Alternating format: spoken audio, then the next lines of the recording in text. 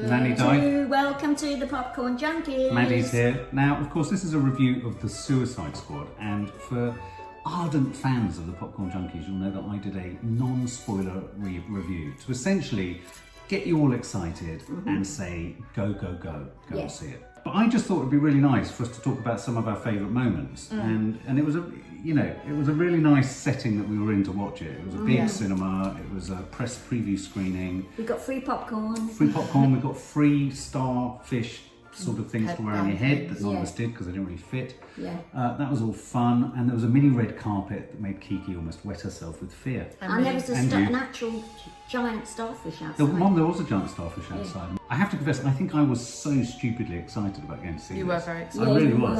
I was reminded. To be honest, I was as well. Yeah, I think you were. And it was like reliving Star Wars. I love seeing films in Leicester Square when they're these great big Yeah.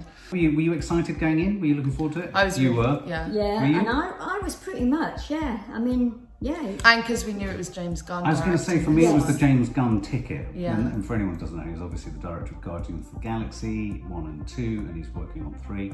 So I thought we knew this was going to be explosive, and we knew it was going to be bizarre. And it's got probably 15... funny. Sorry? And funny. And funny, exactly. And there's something really nice about the guarantee of going to see something that's going to make you laugh. Yeah. And possibly in bad taste. Oh, God, and in extraordinarily very bad taste. And I think that for me was the big surprise with this, was how far it was willing to go. I know. Yeah. So let's, and again, the story, for want of a better expression, I think it was all right. I mean, they're trying to kill the development of a giant starfish. Which could I quite like the plot. I prefer the plot in this one than the first one, It's kind of blatantly stupid. Yeah. And I love the fact that every one of the Suicide Squad has this implant in the back of their head that means their heads are going to explode. Yeah. And because this is a spoiler review, virtually everyone at some point dies. Yeah. Virtually. Virtually everyone. Virtually everyone. Apart from 4. Apart from 3. Some die sooner than others. Some die sooner. So what were some of your highlights, guys? Let's have a best bits. What did you like? What didn't you like? What was there a fundamental structural problem with the film? Talk to us. I'll go first. I do think there was a structural problem to the film in that I thought the third act of this was the worst. Again, I thought a giant starfish was ridiculous. I should have thought of something else. Yeah, a lot of people didn't like the starfish at all. Much as these are just odd things that I... Spitball, Mum, spitball. Yeah. Although I love Idris Elba, nobody could love him more than me. Oh. He doesn't act, he just is. And he's like this, and he just, blah, blah, blah, blah. And I love him being that. Yes. But to lead a group of suicide people, he didn't pull me in. He didn't pull me in. So what did you think of Idris? I think I always have the same issue with Idris. Yeah. That he's always playing Idris. Yeah. I really love Idris, and I was originally, like in the trailer and stuff, I was worried about him being kind of the main one, like the leader, do you know what I mean? But I don't know, I quite liked that he gave that more low-key kind of... I don't know, for me, it worked the way he did it. It wasn't what I would usually think would work, but for me, I quite liked that and I thought he kind of brought an emotional kind of low-key thrust to it. Yeah, like the scene with him talking with the rat girl. I thought that, like moments like that, I quite liked that he wasn't this big character, because you had all of the other characters being quite, like John Cena's character was a very big character that kind of did what you would thought Idris's character would. So I liked how. And also there was that really great moment very early on, because it's very much Idris Elba's film. I mean, he's the sort of core character around which everything else operates. Yeah. And you are given more of his backstory because of his daughter and his relationship with his daughter, and so he's on a mission to keep his daughter alive, which is much to the kind of disbelief of some of the people supporting Viola Davis. They're like, you're not really going to kill his daughter. Oh, yeah. That's the standout moment. The scene between them in the prison. What did you think of that? I mean, that was fantastic. That's Idris at his best. Idris because he's acting himself, and the girl was good, and they were just belting at each other. And if you haven't seen it, this is a scene where Idris and his daughter basically say, fuck you, fuck you, fuck you, fuck you, and they're smashing things. I mean, I thought, again, that was... It was in those scenes that I thought, oh, right, okay, this is doing different stuff here. It's not just... Because sometimes the worry with James Gunn could be that he's just going to be outrageous for outrageous's sake. But I like him when he inverts a situation or completely contradicts how a scene would play normally. I think he's very clever at that. I think, in a weird way, James Gunn did a really good job. And I wonder whether James Gunn felt this with Idris. that he had Idris. They couldn't afford Will Smith or whatever. They had Idris, and he constructed the narrative in such a way that it benefited from Idris being Idris. Yeah. So he almost knew what Idris could do and would do. And I think he bedded in really well. I thought he was like a constant in amongst all this colourful insanity. Yeah. And built the and I mean, I'm a massive Will Smith fan, but I think I preferred Idris as the leader. Yeah, I couldn't see Will Smith in this setup in somehow. the first one. Yeah, it's actually too rude and too over the top for a star, I think, like Will Smith to sit in. Yeah. Now the big other topic obviously is Margot Robbie, Harley Quinn. I personally thought this was the best iteration or edition of Harley. What did you think? Yeah, no, I did too. I mean, Kiki's not in the review, but she hates Harley Quinn. She really hates her. And I mean, the whole point of Harley is she is irritating. Yeah. Like, she is supposed to annoy you, and she's crazy and all of this. But Kiki really hates her, and that was one of Kiki's big worries with this film. But even Kiki said that she was a lot more bearable in this one. I felt like she was given light and shade, I think. Yeah, there was being that one note New York savvy. Yeah, exactly. Yeah. But I think looking back, I actually didn't mind her in the first Suicide Squad. The only point where I went off her a bit was from Birds of Prey, but this she was brought back down again. Well, I thought James Gunn did a really good job of showing how hysterical she was in terms of her hysteria, because she's as mad as the Joker. Yeah, she's nuts. And she's unlucky in love, literally. And I thought the particular scene where she's romanticising and romancing the dictator. If you go back to that and unpack that scene, I think it's a really complex character development. Yeah. And you got so much in that. Especially that shocking bit when she just shoots him. It's so ludicrous in a way, because when he gets to you shoot women and children, and then he's just gone. I thought I thought there was something really empowering about that, because she has sex with him and she shoots him. Yeah.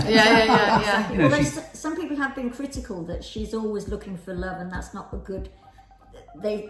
One review I read said that people keep putting her in the position of being a typical female looking for love, and even the comics are having trouble with that. Well, to be honest, I understand that, but the whole point of Harley is her character is kind of an abused woman that is always searching for love. But that's why I thought this was so clever, because her character change, because that was the first moment where she's gone.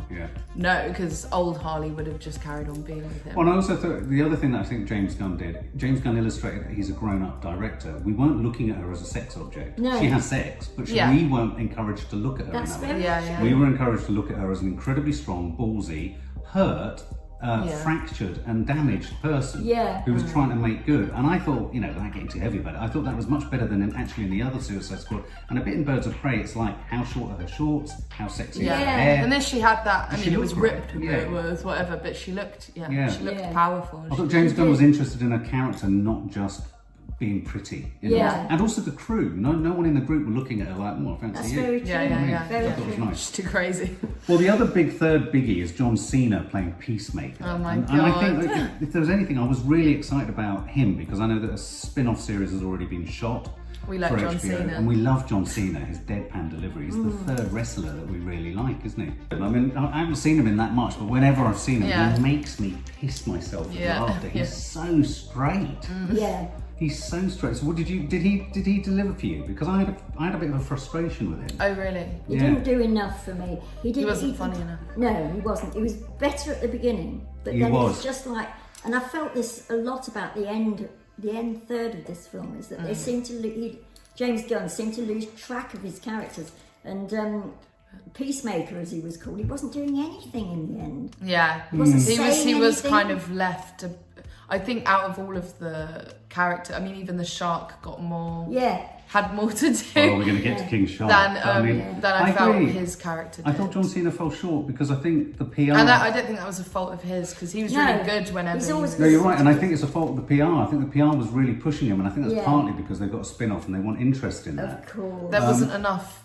He didn't pull you enough from this. And his best lines had already been seen in the trailer, so that I was not getting anything new. I mean, that said, I think apart from there's one scene, and we'll get onto the other characters in a minute. I wanted to bring that scene up, because that's tell us about this one scene. It's hysterical. One of my favourite scenes in the film is the scene where they all are they've been told that they need to target. Well, Yes. they're told, aren't they? Kill anyone you see. Yeah. These people are really evil. So it's kind of like this competition going on between Idris and John Cena on like who can kill someone more brutal, like who can kill who someone can outkill the other. outkill. Yeah. Like it's as brutal, like kill as brutally as you can. And it's all these like hilarious, stupid things they're doing. And then there's this one shot where John Cena like is walking past this. Is it a person sleeping on a or something? stretcher? Yeah, on a stretcher. So they're injured. And as he walks past, he just like stabs all the Yeah, way down it's their such body. a matter- But Yeah, it's yeah. so matter of fact. Yeah. And it's so funny, and like, you know, they're just killing all these people brutally, and then you just find out that they've killed the wrong people, They've and they're the killed- peacemakers. Yeah, they're the freedom fighters. The freedom fighters. And I thought that's So what was. funny. That's when I like James Gunn. He's willing to take you so far down a plot line. that Yeah. You're thinking, okay, I'm comfortable with this, and then he just spins it on its head. Yeah, I wasn't Like, expecting that. Yeah. Yes. And at that point, you kind of knew, right? Okay, that was the first moment where you kind of knew. Well, let's not ignore the fact that the first shot or sequence of the film is Michael Rooker. Oh, Yeah, is the that his fir- name? the Yeah. The guy first. with the long... Oh right, yeah, because the first scene is also. Oh my I god! Really thought one that of was my a great favourites. little vignette. I mean, I, you know, it was a whole story, wasn't it, before the film Yeah, started? and That that's was like why a I thought- short film. Yeah, was. that's yeah, exactly. It really was, and I really liked the plot of this film because I thought it was really clever to set up that group of people like they did. Because I genuinely thought that they were going to be in the rest of the film. Oh yeah, like- because you have this original crew with Pete Davidson, Pete, Michael sorry, Rooker, and the like wolf thing. yeah, the wolf Weasel creature. or something. All these, Weasel. Weasel. Weasel. that's it. And nobody checked that he could... Swim, No, so but he all just Weasel drowned did in this was with his wide eyes go and drown. drown. But... And he then ends run up away. Yeah. Yeah, no, but I just thought it was really clever to do that because even with the trailer, you know, the trailer introduced Yes. those characters, so you always, I Yeah. was just like, oh, these are who we're going to be settled with, and then he just kills them all off so dramatically. So I mean, it's great. And like, it was shocking, but I thought that was such a clever thing to do to get this group of people Yeah. in as a kind of distraction to get the real Yeah. squad. Absolutely. I mean, strategically, that's what they've done in the plot of the Yeah. film. Is they're using this whole bunch of sort of famous Suicide Squad. but I find Yeah. it so odd that they're like the choice of people they use because there were Yeah. some really good Yeah, characters. interesting, yeah. Oh, what you in think the- strategically they made some Yeah, mistakes? strategically they made some Yeah, because mistakes. they kept Polka Dot Man alive. Yeah, why would That's it. you keep? I mean, he was pretty cool to be honest. I quite liked Polka Dot's power. Oh, we're going to talk about Polka Yeah, Dot. but Polka do you Dot Man remember is so that good. one of the characters that he killed off in the beginning was a boy who was disjointed? Well, no, he was an action figure. Yeah, he's Oh, like is His that what he arms was? came off. no, he's like an action figure. He has detachable Arms. Yeah. But what was so funny about them was they'd fly, and when they hit their target, they would go. No, but it was when his arms were getting shot, and then his armless body was just going. Ah! Yeah. But also, he gave us that whole first sort of scene before the credits so fast. It was all before the opening credits. The man Yeah. with his disjointedness, I thought, did I just see that or did I imagine it? It was so weird. It felt like Yeah. felt like I'd hallucinated the Yeah. entire Yeah. scene. Well, I have to say, I thought the Exactly. colour palette of the film, and he yeah. keeps using these. I thought it was quite bold, and he just didn't care. Where he'd have like chapter headings. Oh yeah, I really Yes. liked against those. that. Yeah. That. It I kind liked of gave me. It reminded me of the comic book origin. Yeah. and it Yeah, gave me yeah. that sort of I really hallucinate- liked that.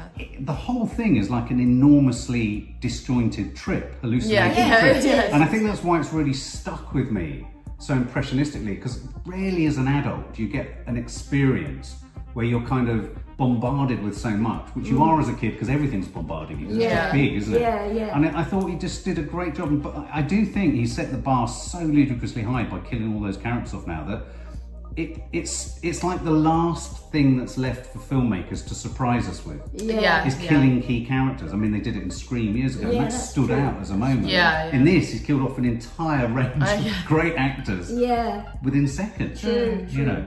So I thought that was really good. Okay, we have to get to Polka Dot Man. Yeah. I thought Oh he was my he was a God. quietly creeping joy. Yeah, was. he really was. Who was he played by? He's such a great actor. Yeah, because the actor's in. I mean, he's in a lot of things, but he's also in Ant-Man. Yes. So he's been in some of them. David Dastmalchian. That's right. David Dastmalchian. So Yeah. what do you think of Polka Dot Man? I really liked polka dot man. For a start, what was his special power? Polka dots. Yeah. I mean, But he's come as on. bemused by it as the rest of them. Yeah, which is that's makes what I it so love. funny. But actually, they were really cool. Like they caused a lot of damage. You know what I mean? When he had the allergic reaction in the because jungle. if he doesn't get rid of... No, I thought that was such a cool little scene though when, you know, like Idris Elba is half awake and just sees this like bulbous face with these polka dots on, and then he just goes into the bushes and vomits all these colourful things. And it's just Idris Elba's face is like... Yeah, like, am I awake? So weird. It's so weird. It reminded me, you know, in Monsters Inc. when they do that race and they get hit. No, by when they get hit by the swell up. spiky things. I thought that was so good, and of course, his power is that he fires polka dots. Yeah, I know. But when he fires them, they're quite effective. Yeah, they like burn things. Yeah. Don't they? They burn things. But I really liked his character, and I thought it was so. I really liked that he didn't have much script, and we didn't. You know, he just kind of was there, but his presence was always. I don't know, and the whole mum thing. Well, explain to us. hilarious. So his Achilles heel, guys, is his psychotherapy essentially, which is his issues with his mum. Because his mum was like used him and all his siblings as experiments for superheroes, and his ended up being polka dots. So he has sort of repressed issues with his mum. Yeah. So he almost whenever he gets upset, his mother's face appears. He's just constantly attached seeing to his God mum. knows what. Yeah. I mean, there's a scene where he's firing his polka dots at something, and her face comes up just on comes every up bit. everywhere. Yeah, on everyone. But there's a great moment where Idris Also- Elba at that critical point. Yeah. Remember that it's shooting, things are falling, Oh, yeah. starfish is attacking, and they just cut to him, and he goes, "Your mum." It's your mum, and then it's just a giant It's just a mum. giant mother. No, but also it's really funny because the first time when we see that he just sees her face everywhere, it's like he's telling the story, and then they go, "Well, where's your mum now?" He goes, "Everywhere," and it just shows the squad and all of the heads. Right. And it's those kind of visual The gags. shark mum. The shark, when the shark had the mum. mum's head. But his gags are sometimes so quick. That what I love about his films is like with Guardians, it demands you go back. So I'm looking forward to rewatching I want this. to rewatch Because it. there's so many bits and bobs in there that you miss on a first watch. Exactly. So Polka Dot Man, guys, was our absolutely guilty pleasure. As was Shark. King Shark. King Shark. Voiced by Sylvester Stallone. Yeah. In much the same way. Really? In much the same way as Groot was voiced by Oh, Van Diesel. That was Yeah. weird. He got paid so much to just say, "I am Groot." Yeah. I am Groot. Now, It was going into fantastic, this, yeah. I thought this was going to be the least convincing part of the I film. did. Yeah, because I I did. mean, I'm not gonna lie. When I saw the trailers, I was enjoying the trailers up until they showed him, and I think was Kiki like, kind oh of bailed my out. She was like, they got a God, fucking I giant thought shark. that as well, Maggie. Yeah, and weirdly in the trailers, the CGI looked a lot worse than it did in the film. It did. But I was really worried about his character, but I ended up literally loving it. He was the one I cared about the most. Adoring him. Yeah, And I there's was a like, yeah. how can you give so much expression and emotion in shark eyes? Like shark eyes are known for just being dead eyes. Like Dead how do you eyes. do But that? also his relationship with Rat Girl. I mean, that's Oh the yeah, bond. friendship. yeah. That part was really good, After I him thought. trying to eat her. Yeah. And that was that lovely. And what was clever about his character, you're always on the edge of not knowing whether he will eat. Exactly. Not because he's evil, but because he's Just hungry. He's He's hungry. shark, yeah, And he's exactly. hungry, you know. Broke my heart so much though, like he So just many couldn't- times. like the bit where they all go partying and he's just sat in the van not able to go in. I know. And I then know. the bit that really broke me was when they were kind of planting all the The explosives Syntex, and yeah. the Syntex. And he makes like a little know. but then John Cena just goes away and he's just left in there, and I was like, no, please get out, because like you can't explode, like you're the one character that Well, he makes a little character out can't of die Syntex, for a me. peacemaker. Yeah, but then It's it's that so- shot of him just like really cluelessly walking up the stairs. Like Yeah. he doesn't know where he is. Yeah. He But really what about reminded me of Chi-Chi. You just see that cluelessness. Yeah. But when he goes into the kind of aquarium, Yeah, and he sees all the little jelly. sees all his fishy friends, but then the fishy friends end up biting the fuck out of him. I thought he was going to die now. I did. Yeah. Oh, I sorry, I need to bring up one scene that really made me laugh as well. It's like, there was this random guy that for, I think, one half of thank the you. film. I'm pleased you reminded Yeah, me. one half of the film was just following them the whole time because he was the one that owned the van and stuff. Milton. Milton. yes. And there's the bit where they all, it's like Polka Dot Man, So funny. Harley, Idris, and they're all in, and then Milton, and Milton gets murdered. Polka Dot Man's just like, killed Milton. Milton's dead. And I was like, who's Milton? I don't remember. Like, nobody else remembers him. Everyone's going, Milton? Yeah. Milton? And Harley's like, I'm pretty sure it's only been us this entire time. Which is such a wonderful in-joke about bit parts and supporting cast members. Yeah. And, I mean, that made Kiki, I think that was one of Kiki's high points. It's so funny. But it's just when he's like, Milton has been with us. Yeah. I mean, moments like that for me, and like moments like Drax, some of Drax's stuff in Guardians. Oh my God, Drax is so funny. It delivers me the greatest experience in the cinema really because you're wrong-footed, you're entertained, it's so clever and it's so stupid. And it's so funny. Yeah, it's so funny. Oh, I just loved that scene. So let's go through any of our favourite scenes. I mean, I thought the opening, I thought floppy-armed man, I thought there's a lot of blood. There's a lot of blood. There's also penises. There's penises. There was a penis. Yeah, they killed some of them. I have to say, I want on loop, just on my phone, John Cena and Polka Dot Man dancing. Oh yeah, that was so funny. That. I love that.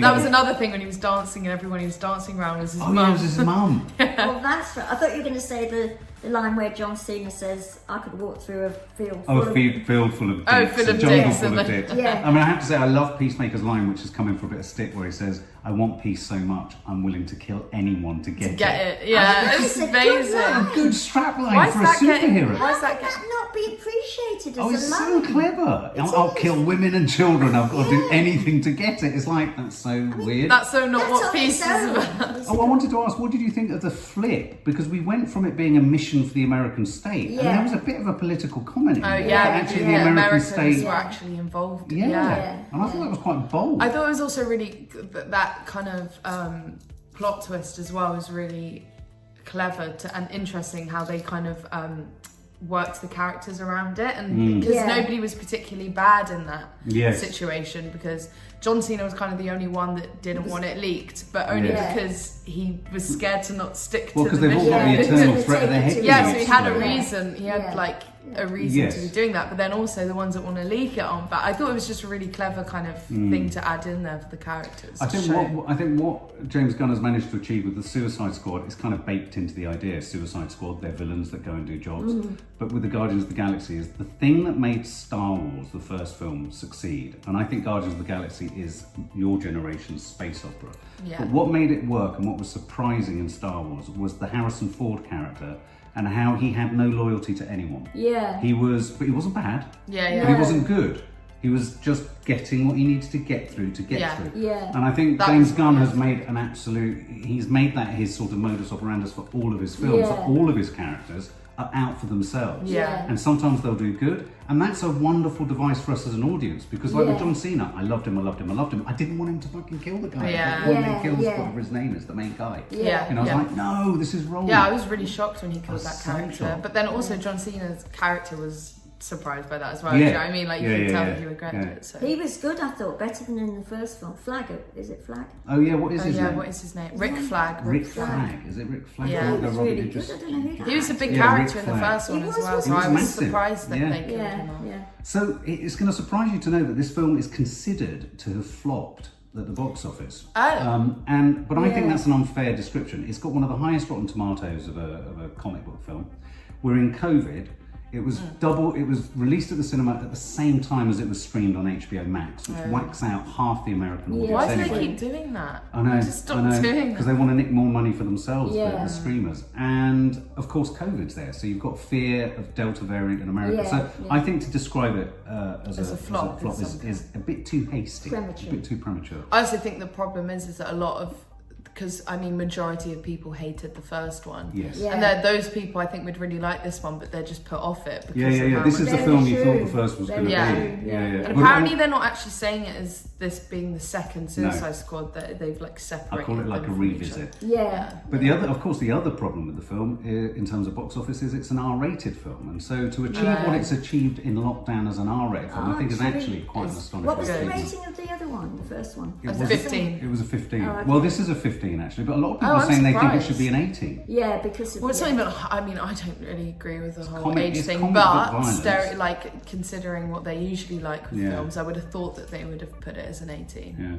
because there was nudity and pretty And stabbing. like intense, violent. And faces came. It was like It was Exactly. almost Tarantino. It was gore. Tarantino-esque. It was Django Unchained. It went like, pretty hard. Yeah. Somebody was cut in half, wasn't he? In the first 5 seconds. I People mean, are People eaten in half, off. torn in half. Yeah, The exactly. king shark tears someone in What's half. his face? Heads blow up. So Yeah. it blows up. Blow that. Yeah. A head blows up. Yeah, in the yeah. sea. Michael Rooker's cavity of his brain is eaten by a bird, oh yeah, who has which is related to the bird that he killed at the beginning. I mean, I Yeah. just love all that silliness. It's a film lover's sort of. It's like a Rubik's cube of fun, Yeah. isn't it? And it's got all the colours of the Rubik's Yeah, cube. very good. Yeah. So guys, I gave it 100, and that was because, and still now I've got the teacher. It excites me talking about it because I don't think these films come along often enough. No, true. And I thought it did a better job for me of even the second Deadpool film. Really? I really enjoyed the range of characters. Some of them fell short, but I just thought it was a bravura piece of filmmaking. You could tell everyone wanted to be there. I've only got 1 or 2 criticisms of characters. Viola Davis. Yeah. Really? Who else? did I Idris, say? you said you felt Idris a bit. being Idris, although I love Idris. I mean, it's not. It doesn't. We haven't matter. mentioned Ratcatcher. I thought she was cracking. I thought actress. she was fantastic. She was really good. Yeah, It's she was her a really first- cool it's her character. first film. And key Oh wow! to the Imagine whole that your film. first film being a decent. Yeah. key to the plot. Let's Oh, face absolutely. It. Yeah, but imagine also slotting in with those actors. Yeah, I thought terrifying. it sort of started to fail 3/4 of. I think he's got a problem with the end. I think the beginning of it was fantastic. Before the credits, the whole all those ridiculous things that we've talked about, very, very funny. Even when they're terribly, terribly violent. But because of the length of it and the fact that he didn't hold it for me, and Viola Davis, I think I would give it 95.6. Oh, still high. 95.6. That's close to 90. I love your decimals. Yeah, Your decimals I'll are have to odd give it now. that. It's great because we've gone for I do. out of 100 so that you've got more range. Yeah. But you're going even into microscopic Yeah. decimals. Yeah. Brilliant, 95.6. Anyway. So I was actually really excited about this film like you were, and I ended up really enjoying it. I loved the beginning. I do feel like it lost itself a bit towards the end, but I actually really liked the starfish. Yeah, there was one like a lot of people I know didn't like it because they just said it was just too ridiculous and it Yeah. looked stupid. But I don't know, I like the colours and it was, And the way they splat on yeah, I people's thought it was faces. pretty Yeah. scary It was to be horrible. honest. Yeah. Like, because it looked friendly. It Yeah, wasn't. Yeah. It was like the Marshmallow Man in Ghostbusters. Yeah, wasn't yeah, it? it was a bit Oh, like no. that, yeah. And I really liked the characters in this one. I think I preferred the characters in this than the first one completely. Even though some of the characters, like I did want more from John Cena, but he still did a great performance in my opinion. I loved King Shark so much. I genuinely didn't think I was, and like the bit when they were trying to all disguise and you just went Moustache. with yeah, his but finger. the moustache. Oh, what an idiot. Yeah, he's so stupid, but I loved him. I really liked the cinematography as well. I thought it was really nicely shot. Brilliantly shot. And the colour scheme and everything. Yeah. I can't really. Oh yeah, the music was good, but it wasn't anything like Guardians of the No, Galaxy because no. that was one of the things we were excited about because Yeah, it the was. soundtrack is so good in both of Guardians of the Guardians, Galaxy that we yeah. were like, oh, we're gonna get a bit of that this time, and it wasn't bad, but it wasn't. Yeah, they that did good, pull the but- stops out there. Yeah, it was really nice. I just enjoyed the whole thing, and it's like I've really missed Guardians of the Galaxy films. I haven't watched them in ages, and it just felt like we were kind of watching one of them again. Yeah. And yeah, so I think I'd probably give this like a 98. I knew you were going to go there. Yeah, I knew you'd out go there. of 100. 98. Yeah. Okay. I personally think James Gunn is one of the most inventive directors out there. Yeah. And he's inventive whilst understanding how to keep it looking slick as fuck. And he also doesn't give a shit about whether Doesn't give a shit. people are He's a gonna. loose cannon in He's a way, loose in guy. that He does not respect, give a shit, and there aren't enough filmmakers out there that just don't give a shit within the mainstream sector. Yeah, that's right. There was another thing also. What's the name of the actor, the one that was there on the night? Oh, Peter Capaldi, yes. Peter of course. Capaldi. Yeah. What he said before the film started, and I really felt watching the film as well, is that everybody was having such fun being in the film, and you felt like everybody wanted to be there, because I feel like it can really happen with films where that was really revealing. Yeah, where the film is good and like everyone's good in it, but not everybody particularly like wants to be there. But it just looked like everybody was having such a good time. Yeah. Like, made me want to be in the film with them. Yeah. That's how I feel. I feel like I want them all to be my friends, and I want to know them. And James Gunn liked one of my comments, so there you go. And he replied. He replied. He did a little emoji to me. Yes, I know he replied to it. I know. That's so I cool. know. You told me. But I think you've got to go and see it. But if you're a bit squeamish, I don't think. But even my mate Anya hates gore. Like she genuinely hates it. And when I told her that this was violent and gory, she was like, "Oh no!" But then when she saw it, she said it was amazing, because they do something with the gore where you're not comic offended gore. by it. Yeah, it's like when you go to the London dungeons and you see the innards coming out of someone. They do it so sort of cartoonly that you're horrified at the suggestion of it, but the reality of it is quite funny. Oh, one more thing. Sorry.